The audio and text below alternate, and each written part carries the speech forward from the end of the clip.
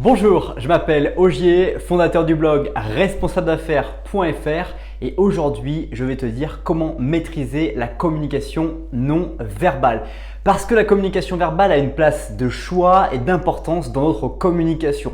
Chaque jour, lorsqu'on communique avec quelqu'un, seulement 15% des mots qu'on va prononcer vont être retenus par l'autre personne. Il va retenir notre attitude, notre façon de nous déplacer, de converser avec lui et c'est ce qui va permettre de comprendre et de mémoriser son message.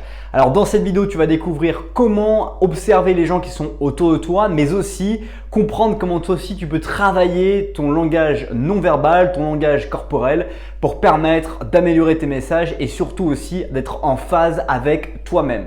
Mais avant que j'aille plus loin dans cette vidéo, je t'invite dès maintenant à liker la vidéo et à t'abonner à la chaîne pour ne pas rater les prochaines vidéos et surtout découvrir les vidéos les plus populaires à travers les playlists pour améliorer ton corps, ton esprit, tes relations et tes finances.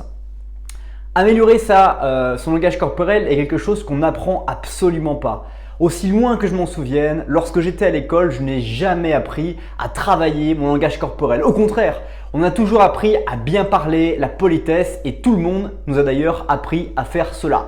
Ensuite, on a observé tous les politiciens parler, ayant des gestes, ayant des attitudes que nous ne comprenions pas spécialement en se disant c'est travailler, c'est travailler, c'est travailler. Ouais, mais comment c'est travailler et pourquoi aussi c'est travailler? Parce que finalement, quand on s'aperçoit sur le langage corporel, on s'aperçoit finalement que ça a une importance et ça fait parler plus que ce qu'on va dire et ça va permettre de mieux retenir les mots, d'avoir une attitude, un langage corporel pour marquer aussi ce qu'on veut incarner ou son discours ou ses pensées.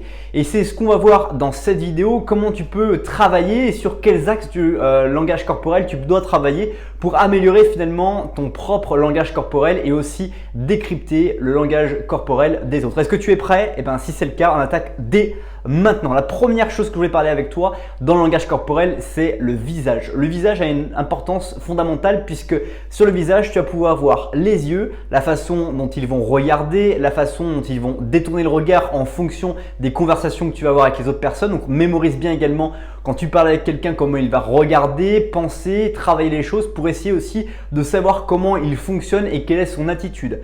Ensuite, il y a les mimiques du visage, c'est-à-dire comment la personne va-t-elle sourire, comment la personne va-t-elle être vraiment, est-ce qu'elle va être sincère, pas sincère, et les mimiques ne trahissent jamais en général une vérité ou alors un mensonge. Donc apprendre à décrypter ça avec les gens avec qui on travaille au quotidien ou avec les gens avec qui on est régulièrement, c'est assez intéressant. Et puis c'est un bon exercice aussi, ça permet aussi d'apprendre à observer et à dynamiser son quotidien par rapport à des phases dans lesquelles on va juste être passif et pas forcément regarder un peu comment l'être humain autour de nous travaille et fonctionne. Donc ça, le visage, c'est vraiment quelque chose d'important. Le sourire, les yeux, les mimiques, c'est quelque chose qui déjà va permettre de donner beaucoup de choses au niveau du haut. Ensuite, il y a un point qui est relativement important, c'est le corps, c'est-à-dire comment le corps fonctionne. La zone neutre dans laquelle les mains doivent rester en général, et vous le verrez sur toutes mes vidéos, c'est ici. C'est une zone dans laquelle on garde les mains quand on va s'exprimer et on va parler. On peut éventuellement poser ses mains pour attendre, mais grosso modo, l'objectif c'est de toujours parler et d'appuyer son langage corporel son discours avec son langage corporel pour permettre de marquer et de faire mémoriser. Et aussi, tu verras que l'ensemble des politiciens qui vont travailler, qui vont présenter des discours, ils vont souvent ne pas être appuyés parce que sinon ça fait un corps écrasé, mais ils vont surtout se tenir droit et utiliser cette zone neutre à travers un pupitre. Et les meilleurs orateurs, si tu observes bien, ils vont être sur le pupitre, ils vont très peu s'asseoir dessus et ils vont utiliser des mains et ils vont brasser de l'énergie en fonction des messages qu'ils veulent faire passer et du nombre de personnes qui vont les regarder. Donc c'est aussi important au niveau de ton corps d'apprendre déjà à gérer tes mains. Ensuite, d'éviter d'avoir les mains dans les poches comme ça fait un peu trop touriste qui vient se balader, etc. D'avoir les mains comme ça, c'est un peu trop en attente. Ça peut être une posture qui est des fois décrite comme une position de leader, mais quand on a un discours, on va être comme ça, c'est beaucoup voilà, je suis le patron et les autres, vous allez écouter ce que je vais vous dire.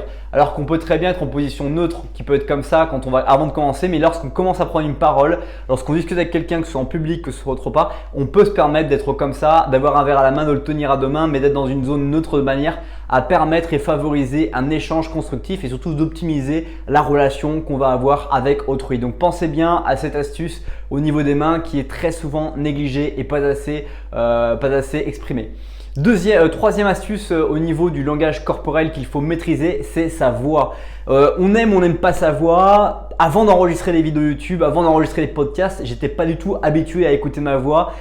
Et comme je pense toi qui es derrière cette vidéo et qui fait pas forcément de vidéos, tu ne dois pas forcément t'enregistrer et savoir comment tu parles et comment ta voix sonne. On entend sa propre voix d'une manière entièrement différente de la façon dont on s'exprime et que les gens nous entendent au quotidien. Et du coup, des fois on ne se rend pas compte que ça peut nous porter préjudice. Il y a des personnes que je fréquente qui ont des voix qui sont absolument charismatiques et qui leur permettent de vraiment marquer des points. Et puis il y a d'autres personnes qui finalement aussi sont très bien, mais leur voix n'est pas assez travaillée, n'est pas assez modifiée. Et du coup, travailler le ton de sa voix, travailler la façon dont on va parler, la façon dont on va s'exprimer va te permettre aussi de marquer les esprits et de permettre aux autres de mémoriser ce que tu as à leur dire. Voilà, j'espère t'avoir convaincu de travailler ton langage corporel, d'observer surtout. Les premières phases pour développer cette compétence, c'est l'observation. Ça reste quand même quelque chose de vraiment large à développer. Donc observer les gens et aussi s'observer des personnes qui vous impactent positivement. Il y a toujours des leaders qui sont, on appelle ça les leaders sans titre, parce que c'est des leaders en général qui se promènent. Ils n'ont pas forcément des titres dans une entreprise, mais ils ont une apparence, un charisme qui leur donne cette certaine aura et on se dit waouh, c'est incroyable. Et du coup, observer leurs gestes, comment ils parlent avec les autres, comment ils utilisent leur voix, comment ils utilisent leur mimique au niveau du visage et tout ça, mémorisez-le parce que c'est absolument intéressant d'apprendre aussi comme au théâtre à jouer en fait ces scènes-là pour pouvoir aussi permettre à son discours d'être réel et surtout de l'incarner son discours. C'est un outil qui est important de travailler et d'utiliser pour pouvoir également toi aussi à ton tour incarner ton discours.